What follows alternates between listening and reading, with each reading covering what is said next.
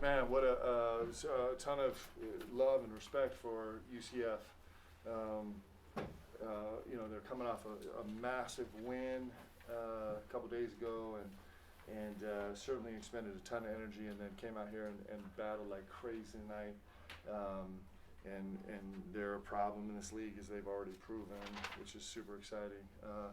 And then Johnny Dawkins, I think, is, he's one of my heroes in college basketball coaching right now. I have so much love and respect for him. I think he's a great coach, and I think he's an even better person. And so, and then the venue tonight was incredible. So, props to UCF, because it was a special gym to play in. It was super fun. And maybe some of those feelings come from the fact that we pulled out a win, but I think a lot of that is just legit. I'm proud of our guys for fighting.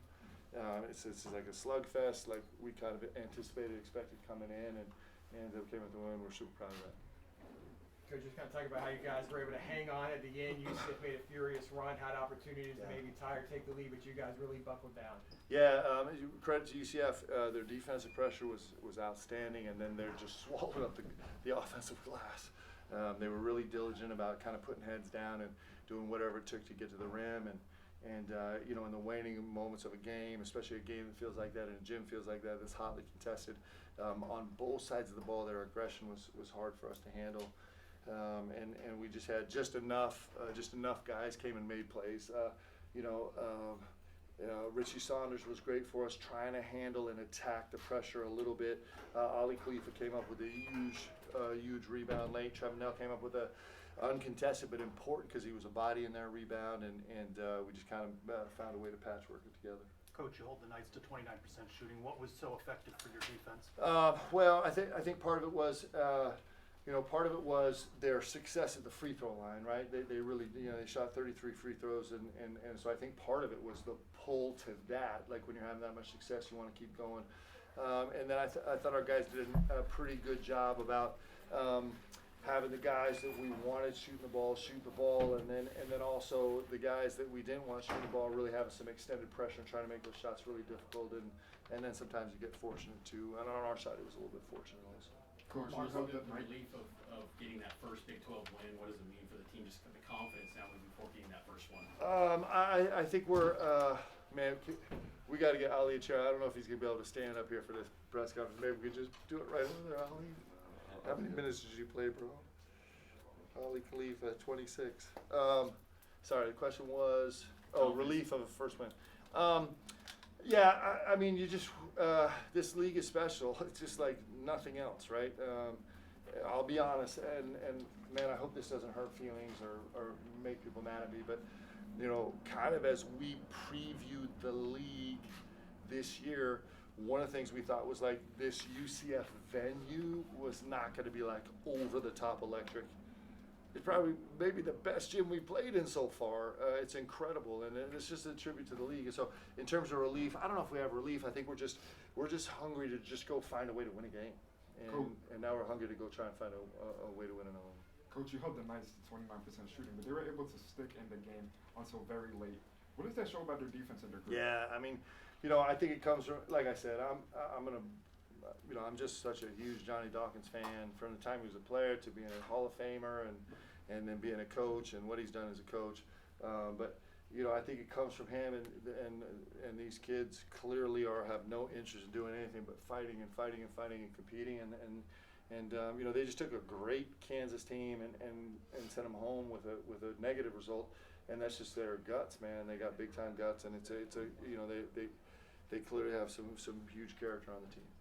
Coach, you guys' claim to fame this season has been your three-point shooting. Almost half of your attempts came from beyond the arc, and you went 9 of 20 in the 26. Why has the three-point shooting kind of become a centerpiece for you guys' game? Well, it just fits us. We really believe in our guys. We're trying to fit the game to our guys a little bit, and credit to UCF that we only got 26. Our goal is to be way closer to 35, and that's a real credit to their defense. It's a real credit to their pressure, and it's one of our strengths. One of the things we can do really well. One of the things that we think can be a little bit of an equalizer in the game for us, and so it's something we work hard on. And UCF defended the three-point line great tonight. Mark, you haven't been able to close out the first two Big 12 games. This one you did. It wasn't pretty, but you did. What can that do for you guys moving forward? I would have to disagree with you. I thought it was actually beautiful. I think that's what you look for in a big-time college basketball game is two teams just spewing their heart out on the floor. I actually think it's the most beautiful ending. We didn't jump in this league to have, just easy victories. I think that these ones you compete for are really awesome, and I love walking out of a game. Clearly, like I said, I feel some of this emotion because we won, but either side of the ball, you feel like, man, how fun is it to witness a game where two teams are just like their whole heart and soul is on the floor. And I want to get to your question, but I forgot it. I got so passionate about that. Tell me. Just what can it do for you moving forward? Well, I don't know. We have Iowa State at home in 72 hours, who just took down the #1 team in the country. And so I think, hopefully it'll continue to contribute to our belief.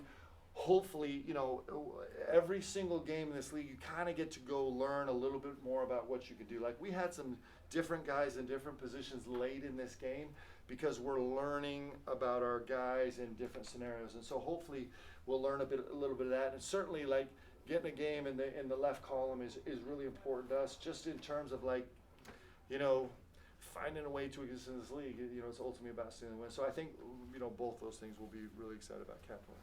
Coach, how fortunate did you feel to get out here with the win when you only hit, I think, 1 field goal the last 7 minutes? Yeah, we're super fortunate. And like I said, it's a credit to UCF. It's clearly they can guard. I mean, they've guarded the best in this league. And they made it really, really difficult for us down the stretch. And that's what, big-time defensive teams do. They're a top 25 defensive team.